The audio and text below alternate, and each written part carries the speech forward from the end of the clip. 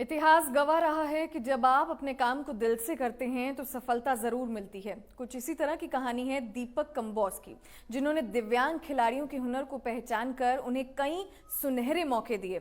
बचपन से ही क्रिकेट में रुचि रखने वाले दीपक कंबोज को किसी वजह से क्रिकेट को अलविदा कहना पड़ा, लेकिन उनके अंदर क्रिकेट के लिए इतना ज्यादा प्रेम था कि उन्होंने क्रिकेट कोच के तौर पर अपनी पहचान बनाने का फैसला लिया और दिव्यांग खिलाड़ियों को क्रिकेट की कोचिंग देना शुरू की। दीपक कंबोज के जीवन के कई उतार चढ़ाव आए, लेकिन उन्होंने अपने काम को बखूबी अंजाम दिया और कामयाबी हासिल की।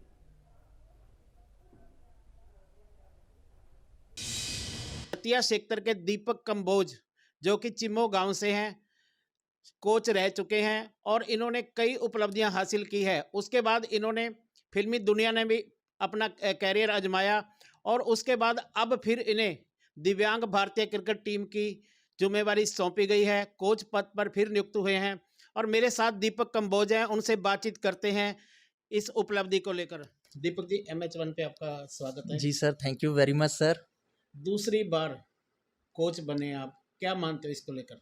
सर बहुत अच्छा लगता है कि मुझे भारतीय दिव्यांग क्रिकेट टीम ने दोबारा कोच अपॉइंट किया है और मैं शुक्रगुजार हूँ DCCBI का, भारतीय दिव्यांग cricket control board of India का, जिन्होंने मुझे ये दोबारा इस लेवल पे मुझे कोच नियुक्त किया। और मुझे बहुत अच्छा लगता है कि मैं ऐसे खिलाड़ी जिनके हाथ नहीं है, पाँव नहीं है, ऐसे खिलाड़ियों को मुझे दोबारा अवसर मिला है कोचिंग करवाने का। देखिए, एक साधारण आदमी है, क्रिकेट खेलते हैं, वो भाग भी सकता है, दौड़ भी सकता है, कैच भी कर सकता है, बैटिंग भी कर सकता है, कीपिंग भी कर सकता है। उसके अलावा महिलाएं भी ऐसा कर सकती हैं। उसके बाद जो दिव्यांगों की जहाँ तक बात आती है, हैंडीकैप्ड उसमें खिलाड़ी शामिल होते हैं, उनको कोचिंग देना ये तो काफ़ी मुश्किल कार्य है। जी सर, एक्चुअली मैं भी एक नॉर्मल खिलाड़ी रह चुका हूँ। मैं भी काफ़ी लंबे समय तक क्रिकेट भी खेला हूँ और मैं इन चीज़ों को समझ सकता हूँ कि एक दिव्यांग खिलाड़ी के लिए, जिसके पाँव नहीं है, जिसके दोनों हाथ नहीं है, वो कैसे बैटिंग करेगा, कैसे वो बॉलिंग करेगा और कैसे वो पूरे फील्ड में फील्डिंग करेगा। तो मुश्किल होता है खिलाड़ियों को, बट हम परिस्थितियों को देखकर उन खिलाड़ियों की परिस्थितियाँ जितनी जैसी होती हैं, उस कंडीशन को देख के हम उनको अच्छी कोचिंग करवाते हैं और गाइड करते हैं कि आपने ये टिप्स ऐसे करने हैं, मैच में आपने इस तरह खेलना है। 2015 से आपको दिव्यांग क्रिकेट टीम का कोच नियुक्त किया गया 17 तक। जी। उसके बाद अब दोबारा फिर आपको उसी कोच पद पे दोबारा नियुक्ति हुई है, कैसा मानते हो इसको लेकर? बहुत अच्छा लगता है सर कि दोबारा मुझे DCCBI ने जो ये उपलब्धि दी है मुझे, तो बहुत अच्छा लगता है और मैं चाहता हूँ कि दिव्यांग खिलाड़ियों को मैं पूरे वर्ल्ड में एक स्टार बनाऊँ। और मुझे उम्मीद है कि ये खिलाड़ी भी अच्छे लेवल पे अपनी पहचान बनाएंगे और एक दिन पूरे विश्व में ये दिव्यांग खिलाड़ी नॉर्मल खिलाड़ियों की तरह पूरे स्टार बनेंगे। आपके नेतृत्व में टीमें गई हैं विदेशों में, कौन जी। कौन से देश में गई हैं, क्या क्या वहाँ से आपने परचम लहराए हैं? जी सर, मैं बताना चाहता हूँ कि जो फर्स्ट एशिया कप मेरी कोचिंग में हुआ था और उसमें बांग्लादेश, अफ़गानिस्तान, श्रीलंका, पाकिस्तान और भारत की टीम थी, जिसमें हमारी भारतीय दिव्यांग क्रिकेट टीम एशियन चैंपियन बनी थी। उसके बाद बांग्लादेश में हमारी भारतीय दिव्यांग टीम गई थी, वहाँ पर ट्रायंगुलर सीरीज़ हुई थी और उसमें श्रीलंका, बांग्लादेश और हमारी इंडिया टीम थी और हमारी इंडिया टीम ने मेरी ही कोचिंग में जीत का परचम लहराया था। और उसके बाद श्रीलंका के साथ ऑक्सीजन कप हुआ था इंडिया में, इंडिया टीम जीती थी और फिर उसके बाद मलेशिया, थाईलैंड यात्राएँ, ऐसे बहुत सी यात्राएँ हुई हैं जो इंडिया टीम ने जीत का परचम लहराया है। तो बहुत अच्छा लगता है सर।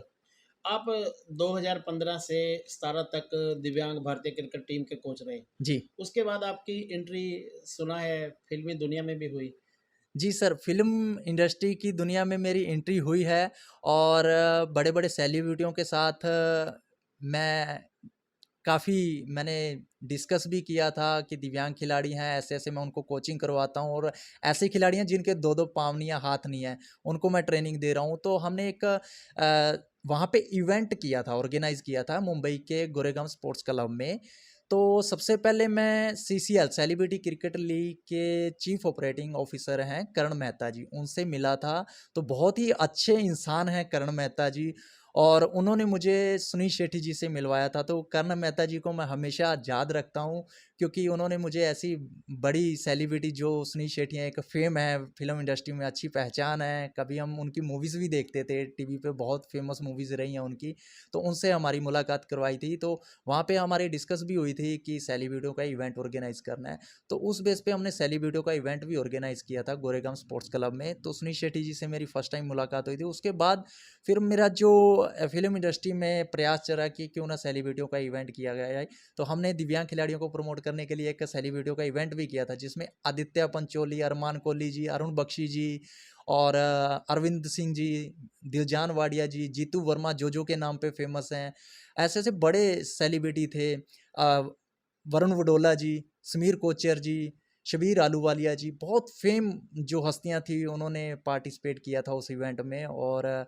सीआईडी सीरियल फेमस है और उनकी पूरी टीम ने बहुत मुझे सपोर्ट किया है, तो बहुत अच्छा लगता है कि आज मैं फिल्म इंडस्ट्री में भी जुड़ा हुआ हूँ। एक क्रिकेट टीम में शामिल खिलाड़ी होता है, उसे जी। कई फिटनेस के दौर से गुजरना पड़ता है। जी और दूसरा सबसे बड़ी बात है दिव्यांग, जी कैच वो किस तरह लेते हैं जिसके कईयों के हाथ तक नहीं होते। सर, जैसे कि मैंने एनएएस किया है स्पोर्ट्स अथॉरिटी इंडिया से, तो वहाँ पे नॉर्मल खिलाड़ियों की ट्रेनिंग दी जाती है, वहाँ पे नॉर्मल खिलाड़ी के टिप्स सिखाए जाते हैं। बट इसमें क्या है कि नॉर्मल जैसे दिव्यांग खिलाड़ी हैं, एक हाथ से कैच पकड़ना, एक हाथ से बैटिंग करना, एक हाथ से बॉलिंग करना, फील्डिंग करना एक पाम से, तो मुश्किल होता है। बट हम उनको उस टिप्स वैसे ही सिखाते हैं कि आपको कोई दिक्कत ना हो ग्राउंड में। जब आपका मैचेस होते हैं अदर कंट्रियों के साथ, तो हम उनका कैंप भी करते हैं। कैंप करने के बाद उनको अच्छे टिप्स दिए जाते हैं, जिससे कि वो मैच में अपने आप को साबित कर पाएँ। अफगानिस्तान से भी कई आपकी मॉडलिंग आई थी, देखने को मिली थी यूट्यूब पर और चैनलों पर, जी सर। उसमें भी आपने आजमाया था। जी sir, actually Afghan film industry के साथ भी मैं 2-3 साल मैं जुड़ा रहा हूँ, और अफ़गान फ़िल्म इंडस्ट्री जो अफ़गान सेंसर बोर्ड है, वहाँ से मुझे उनकी फ़िल्म इंडस्ट्री, जो अफ़गान फ़िल्म इंडस्ट्री थी, उसका मुझे कोच अपॉइंट किया गया था। और वहाँ के जितने भी सेलिब्रिटी हैं, अफ़गान फ़िल्म इंडस्ट्री के जितने भी सेलिब्रिटी हैं, चाहे वो हीरो हैं, हीरोइन्स हैं, वो इंडिया में जहाँ के बॉलीवुड जो हस्तियाँ हैं हमारी, जो सेलिब्रिटी यहाँ के हैं, उनके साथ वो सेलिब्रिटियों के साथ, हमारे सेलिब्रिटियों के साथ वो एक इवेंट खेलना चाहते थे, एक फ्रेंडशिप दोस्ताना मैच। दोस्ताना मैच करना चाहते थे, ताकि film industry, Bollywood film industry पूरे वर्ल्ड में एक छाई हुई है। तो वहाँ की जो अफ़गान फ़िल्म इंडस्ट्री थी, वो इतनी बड़ी फ़िल्म इंडस्ट्री नहीं थी, तो वहाँ के सेलिब्रिटी चाहते थे कि इंडिया में आके हमारे सेलिब्रिटियों के साथ इवेंट करें। तो आपने देखा भी होगा कि एक सेलिब्रिटी क्रिकेट लीग होती है, तो उसमें हमारे बॉलीवुड स्टार और अदर जो स्टेटों के सेलिब्रिटी हैं, बॉलीवुड और तमिल के जितने भी सेलिब्रिटी हैं, वो इवेंट ऑर्गेनाइज़ करते हैं, इवेंट खेलते हैं। तो सारे के सारे जितने भी सेलिब्रिटी बड़े, तो उनके साथ वो इवेंट करना चाहते थे। तो उन्होंने करण मेहता जी से भी बात की थी, जो सेलिब्रिटी क्रिकेट लीग के चीफ ऑपरेटिंग ऑफिसर है।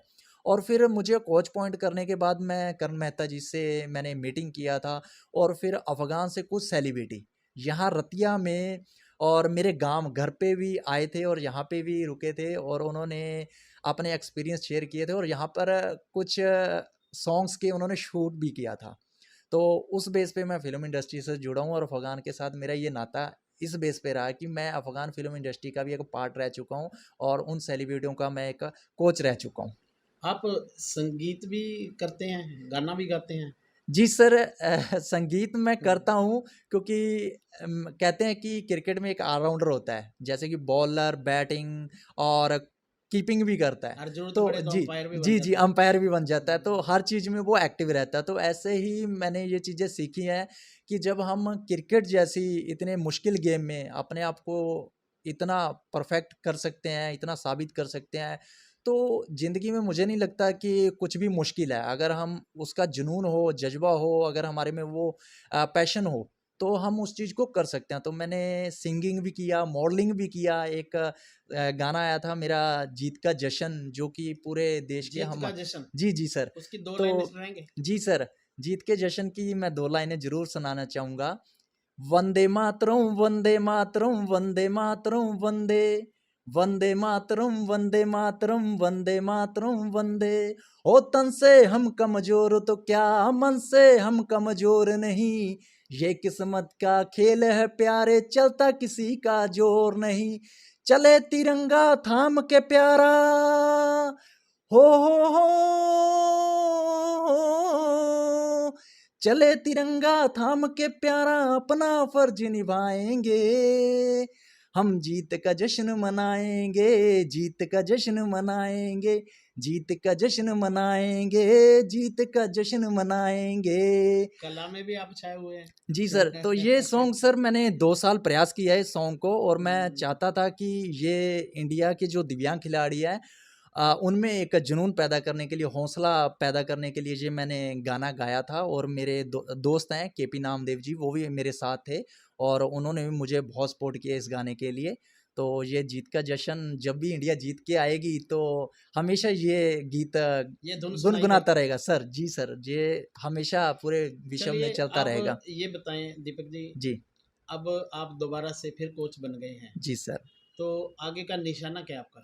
आगे का सर निशाना है कि जैसे मेरी कोचिंग में अभी तक भारतीय दिव्यांग टीम कभी भी कोई भी ऐसी सीरीज नहीं हारी है, तो मेरा प्रयास रहेगा कि मैं खिलाड़ियों को वैसे ही टिप्स सिखाऊं जैसे मैंने पहले सिखाए हैं, जैसे मैंने पहले कोचिंग दिया है दिव्यांग खिलाड़ियों को, और वैसे ही मैं आगे भी उन खिलाड़ियों को ऐसे कोचिंग देता रहूं ताकि वो आगे भी चैंपियन बनते रहें और हमारे देश का जो झंडा है वो हमेशा लहराता रहे। और हमारा प्रयास रहेगा। और एक चीज़ मैं और भी बताना चाहूँगा कि मैं एक दुबई में, शारजा में एक डीपीएल हुआ था, दिव्यांग प्रीमियर लीग, जैसे कि आपने देखा होगा आईपीएल पूरे विश्व में आज फेमस है।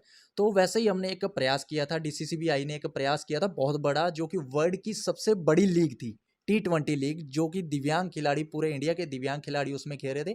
और दुबई के शारजा जैसे इतने बड़े इंटरनेशनल ग्राउंड में जहाँ पे आईपीएल ऑर्गेनाइज हुआ था, वहाँ पे हमारे खिलाड़ियों ने वहाँ पे अपना जो गेम था वहाँ पे दिखाया, और वहाँ पे चेन्नई टीम जो थी वो कोलकाता से चैंपियन बनी थी। तो उसका मैं वाइस प्रेसिडेंट भी, डीपीएल जो लीग हुई थी उसका मैं वाइस प्रेसिडेंट भी रहा हूँ सर। आगे अब टारगेट क्या है आपका? कौन कौन से देशों में आप जा रहे हो? आगे सर टारगेट है, काफ़ी अच्छी प्लानिंग है मेरी, कुछ इवेंट को करवाने के लिए भी, और सेलिब्रिटियों कनाडा? के कनाडा में भी अभी प्रयास चल रहा है सर, कनाडा में भी इवेंट करवाने की प्लानिंग है। और रही बात सेलिब्रिटियों का, इवेंट भी ऑर्गेनाइज हम बहुत जल्द करेंगे, वो भी सारी प्लानिंग चल रही है। और अभी सितंबर में एक बांग्लादेश के साथ हमारी भारतीय दिव्यांग क्रिकेट टीम की सीरीज होने वाली है, 3 मैचों की T20 सीरीज हो रही है। तो मैं पूरा प्रयास करूँगा और मैं अपने खिलाड़ियों को शेर बनाना चाहूँगा उससे पहले कि वो एकदम परफेक्ट हो जाएँ और जो सीरीज है उसमें अपना गेम दिखाएँ, और इस बार फिर जीत का परचम लहराएँ और जीत का जश्न जो सॉन्ग है वो फिर गुनगुनाएँ। आपने देश के साथ विदेशी धरती पर भी जी, रतिया का नाम रोशन किया है। जी सर। इसके पीछे सबसे बड़ी उपलब्धि किसकी मानते हैं? आप किसका आशीर्वाद मानते हैं इसके सर लिए? आशीर्वाद सबसे पहले तो फैमिली का ही होता है। माँ-बाप फैमिली का? ने, माँ-बाप ने, मम्मी-पापा ने, भाई बड़े हैं जो उन्होंने बहुत सपोर्ट किया है, क्योंकि मैं बहुत ही गरीब परिवार से निकला हूँ। मैंने ऐसी प्रॉब्लम्स को फेस किया है कि सर कभी ऐसा था कि जो मेरा घर था, बिल्कुल कच्चे मकान होते थे कि जब बारिश होती थी तो ऊपर से पानी टपकते थे। टपकता था नीचे, तो पानी पूरे कमरे में चला जाता था। तो ऐसी कंडीशंस को मैंने फेस किया। मेरे दादाजी, दादी जी जब थे, आज इस दुनिया में नहीं है, तो उनके सबके आशीर्वाद से मैं आज इस लेवल पे पहुंचा हूँ। और लोग कहते हैं कि आप बड़े लेवल पे चले गए हो, तो आप आज स्टार बन रहे हो, ऐसे काफ़ी कमेंट्स भी मिलते हैं इस चीज़ को सुनने के लिए। बट किसी को ये नहीं मालूम कि ये बंदा किस प्रॉब्लम से निकला है और कौन सी इसका बैकग्राउंड क्या है। ठीक है, MH1 परिवार की तरफ से जी सर। आपको हार्दिक शुभकामनाएं। आप आगे बढ़ें। जी sir, thank you very much sir. ये थे हमारे बीच भारतीय दिव्यांग क्रिकेट टीम के कोच दीपक कंबोज जी, जिन्होंने अपने पूरे कार्यकाल के बारे में बताया कि किस दौर से वह गुजरे हैं, आगे उपलब्धि उनकी क्या क्या हासिल करना है। Ashok Grover, MH1 news, Ratia.